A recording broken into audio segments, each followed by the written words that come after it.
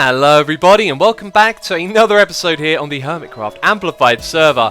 And once again, I'm doing an intro. I'm standing in front of this thing. I don't know what it is. You know, the last few videos I've been in the nether, I've been needing to record an intro. I instinctively come over here and record the little intro. Do you know why? Because this thing is awesome. I love it. I think it was the spontaneous nature of this project that made it all the much more better. But it turned out so good, and this episode you should have a good idea of what we're going to be doing. I'm not going to spend too much time hanging around here. There's False as well. Oh no, down she goes. We're going to be building the tunnel underneath here, and we're going to be doing another time lapse. It's going to be epic. We're going to be using the replay mod, and I cannot wait to get started. And there's False. You did see me. Hello, False. How's it going? Oh, awesome stuff. This might be the first time that she's seen this actually, because she just got back from Minecon. There's the new cape as well, which is epic. So what I wanted to mention before we started work on the tunnel down below are two things. First of all, I want to say a massive thank you to Ralph, spelt with two P's. He designed the tunnel down there, and I feel so bad I forgot to mention him last video. I did make a note of it, then I forgot to check my notes while I was recording away.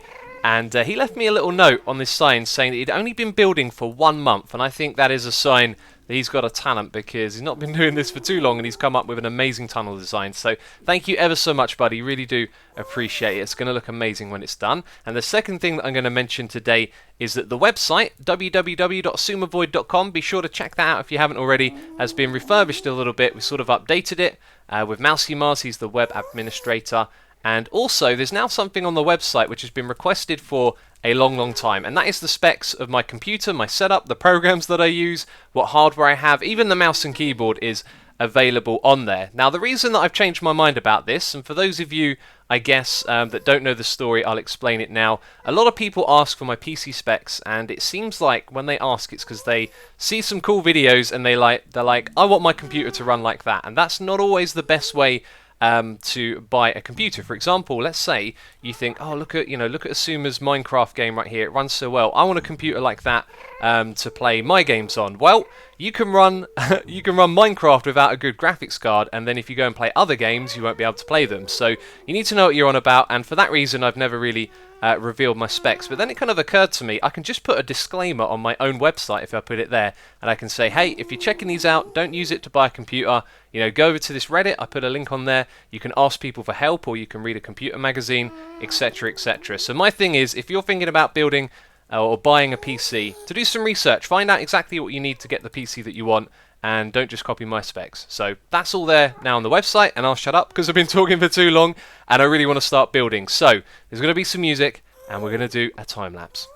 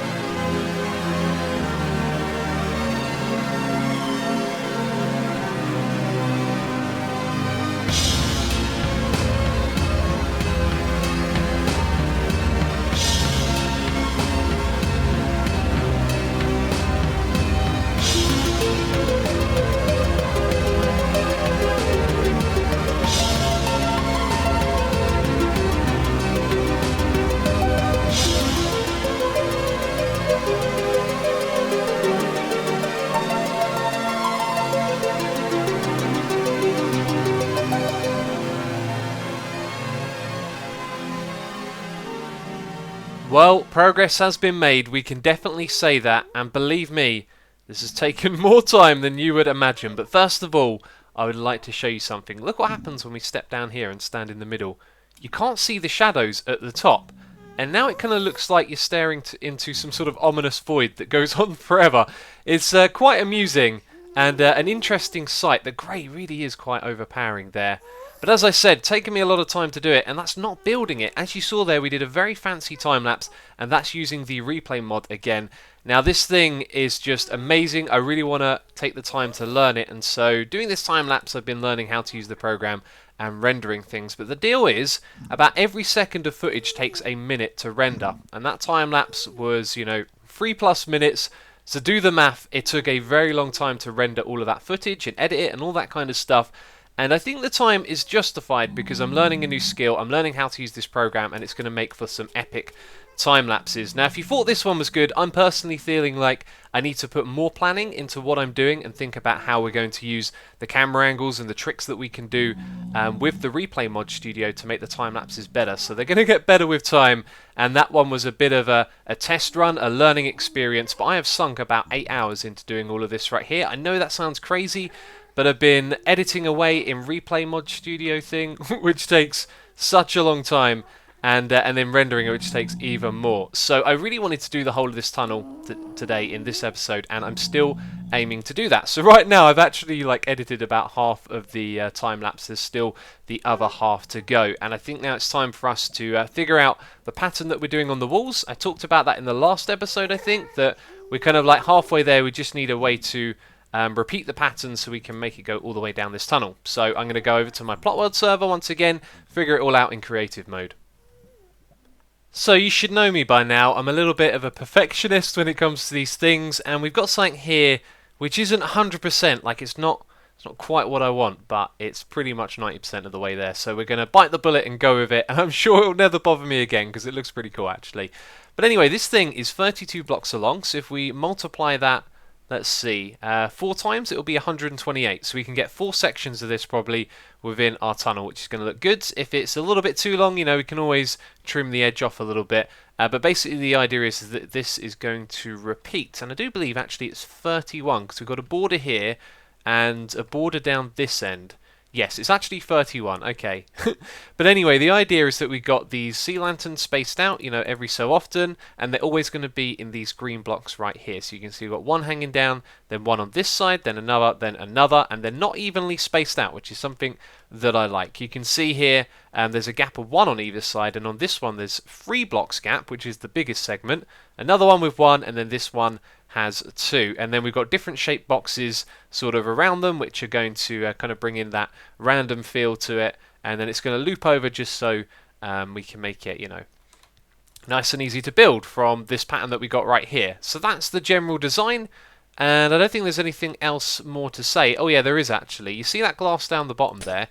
It looks so much better if you remove this, so we're going to do that when we build it on the server. And now you can see it looks a lot nicer when it just goes down below. So that's a slight tweak or change that we've made. What happens if we destroy these ones? Now that, is it me or does that look identical? Because that would be saving on materials, which is always a good idea. Okay, so we've saved even more materials now. We're going to go with that. And then that is the plan. That's how we want the tunnel to look. And I think we can do this. It's going to look pretty amazing. I'm very tempted to time-lapse all of this again. And I think I'll record it with the studio and maybe make another time-lapse after. I mean, all I got to do is play with the replay mod and then it's there saved if I ever want to do something with it. So that seems like a smart idea. But there you go, that's the tunnel we're going to go with. Oh my god, no! No! What have you done? What have you done? I shouldn't let this guy shoot, and we're going to kill him with a sword. Oh, he's kind of stuck here. What will you do now that I'm inside of you, eh? Hey, guy? Just going to pretend I'm not here? Ha! We are actually... Oh, no. Did he just shoot something else? Oh, God. Okay. Enough's enough. Why can't I hit this guy? This is extremely worrying. And he's still shooting. What is going... What the... Oh, my days. What just happened? That was absolutely crazy. We got inside a ghast. Then all kinds of crazy lag happened. And oh, no, I'm stuck down here now. Let's quickly jump up. That was pretty hilarious. And then I'm thinking, wait a minute. How much damage? Oh no, what has he done down here? So he's blown up some netherrack. Clay and glass seems to be okay, but redstone, no, it's all been destroyed and it's on fire again. Oh no, how many times has this been destroyed? Oh my days. I have no luck sometimes. Oh, look at that. I have no luck at all. So yeah, I'm happily wandering along, working away here. I look up and I think, what are the odds of that? What are the odds of a ghast spawning on this little bit of netherrack? But there you go.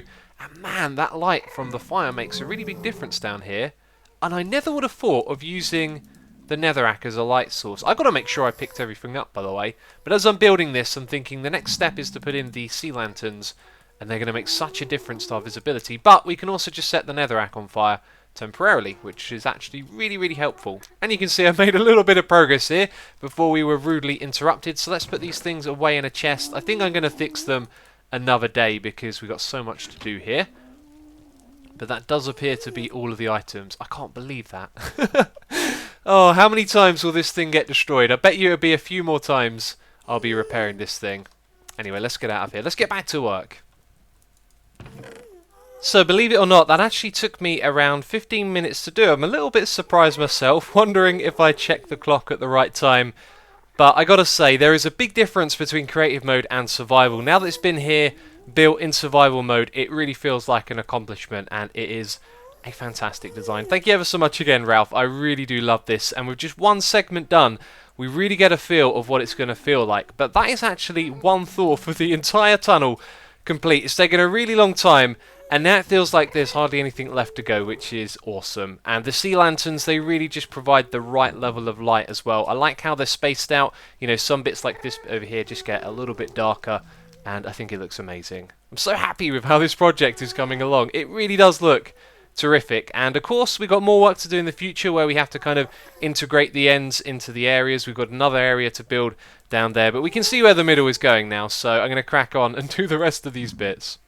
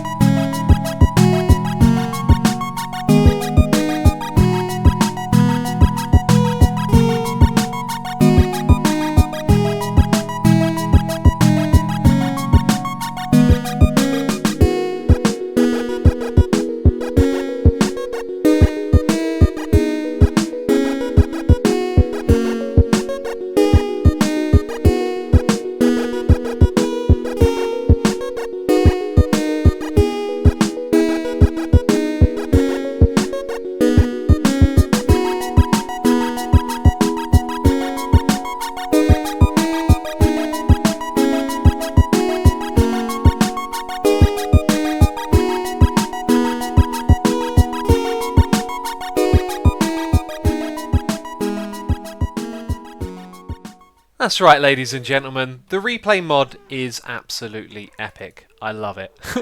And funny little bit of information for you, the author, Crushed Pixel, actually released an update for this later on in the day that increased like the render times by a good 50% or so. Maybe even more than that. It's quite ridiculous how fast it renders now. And that last time lapse there was a pleasure to edit and render. And I'm getting used to this program now. I'm getting used to the mod. I'm really liking it. There's more and more things that you can do. In fact, if you put a lot of time and effort into this, you could do some amazing things with this mod. And I kind of feel like it's the future of time lapses. And we've really got a feel for that. But our tunnel is now finished. And you know what? I absolutely love it. I think it's like just so amazing. And I think we chose the right one as well. We had the two designs to choose between, if you remember. And we ended up going with this one. So while I was down here working on this, Biffa actually came by. I didn't really see it in the time lapse. I think it's the bit where the camera like spins around and looks behind itself that Biffa actually came past and said hello. But on his way out, he said that he couldn't find the way out because, yeah, this thing's all broken. I have no idea how he actually got out of here. That is a pillar of netherrack that wasn't there before.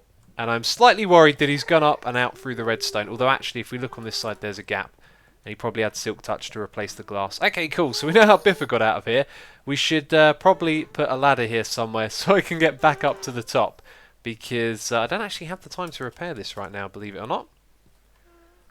There we go. We've got a ladder in place. And before we leave here, one other thing that I wanted to mention the spot with the packed ice is now too high before the glass, which I think means mobs can spawn down there.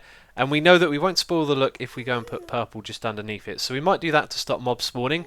And when I was walking back up and down here while I was building it, I saw a few of them hanging out in the edge there. It really did look silly. Anyway, we're going to head up now because the entire time I've been doing this, I've been smelting tons of stuff. And speaking of heading up, let's come back down because you can see we have got tons and tons of nether brick from all of the netherrack that we've been smelting up here. So we might as well fill up our inventory and go up there and do another job. Do you remember the nether furnace that we built? Well, that thing is a tremendous success. It's so awesome, it's so useful, and well and truly a worthwhile project. So you can see I've got tons more that's been smelted up. In fact, we're going to grab those buckets because I want to show you the lava lake. I'm thinking, why can't I shift click it? Because my inventory is full, of course. So I think we could probably put about, actually 8 was a bit over the top, probably 6 in each one. 1, 2, 3, 4, 5, 6. Oh, maybe I was right. There we go, 1 extra spare, awesome. So we can take these buckets now. You can see that we're getting a terrific amount of this stuff, and I think Tango Tech is very much going to be interested in it. But if we go back down here, and if you're wondering why Tango, it's because they're building their base out of nether bricks, so obviously it's in demand at the moment. But if we go down here, I wanted to quickly show you the lava lake, just out of curiosity. I decided to drink the potion and jump in here to get more lava, because I'd sort of been walking around the edges, like taking it off the tops, and as I've removed tons and tons of lava from this place, you can still see that the lava lake is massive. Now, when we jump in here, what we're going to try and do, and there it is, perfect, you can just about see, oh look at that, if I just tap it at the right amount, this lava lake is incredibly enormous. Look how deep that goes, and it goes under the rocks as well, sort of the rocks, the netherrack. We're basically never going to run out. All I have to do is come over here, hold down right click and sort of look and spin around, and you fill up all of the lava. And I think we can probably get about 8 more of those. There we go, we're full up. We'll head back now. And yeah, I just wanted to show you guys that. But this project, if you haven't seen it before, is really cool. You just come down here, you can see, you know, with 8 minutes of fire resistance, you can get a ridiculous amount of buckets. And you just chuck them into this little machine over here. And the minecarts will come and pick them up when they need it. And it's full up because I spent a lot of time getting this thing as full as I could. So let's chuck all of that in there. Yes, there's this little minecart track and unloading system, and basically up the top, whenever the minecart is has got room for more, it will come down and pick them up. Because at the moment it sits here until, oh, it's actually when it's empty. So when that thing empties, well, sorry, when this thing empties, then that thing will go down and pick up some more, it'll come back up and fill it up again. And someone just walked by over here. Who was it? It was Biffa. Let's shoot Biffa quickly. Can we get him? Did we hit him? It looked close. Hey, see? No, he hasn't. I thought he turned around for a second. So, peeps, hope you don't mind me calling you that. That's the first thing that came to mind. I wanted to update you quickly on what's happening with the whole graphics card situation. A lot of you suggested putting the 2 graphics cards in the computer together. Now, they won't work in tandem with one another, but what it does mean is that we can make use of the graphics card when rendering videos. So we'll have one for playing games, one for rendering. It's not the ideal solution, but I looked at upgrading to a Radon card, and it turned out that that thing would be too big to fit in my case. And if I did squeeze it in there, it also produces a lot of heat and a lot of noise, and I was a little worried about, you know, it being very hot and squashed up to a load of cables. So I decided not to go with that. So I brought a new power supply unit, and I'm hoping that that will be able to fix the problem. And I also brought myself a new solid state drive because the current one that I have is full up. It's got about 8 gigabytes of space left, and I figured what I could also do is put Windows 10 on that and dual boot it, which means I can choose which hard disk I want to be my primary one when the computer loads up, and then I can put Windows 10 on the other one, and that means I can slowly start getting stuff to work on there without affecting doing the videos, which would be really cool because over time, you know, I want to be able to move over to Windows 10 because I'm currently using Windows 7. So that's a little update on what's going on with me with the computer situation. And if it feels like, you know, maybe there's less videos and stuff, it's probably that impacting it because it's taking up a lot of time, and that's why I have only live streamed the once this week, which was on Monday. And I'm sorry about that. I had a load of gigs, I had a load of stuff to do with the computer. And yeah, so I could only live stream the once. But hopefully next week, back to normal. And anyway, that is it for this episode. I had a lot of fun building this tunnel. I hope you enjoyed yourself. And as always, if you did, feel free to leave a like on the video. But that's it from me. So as always, thank you very much for watching. And I will catch you next time. Bye-bye.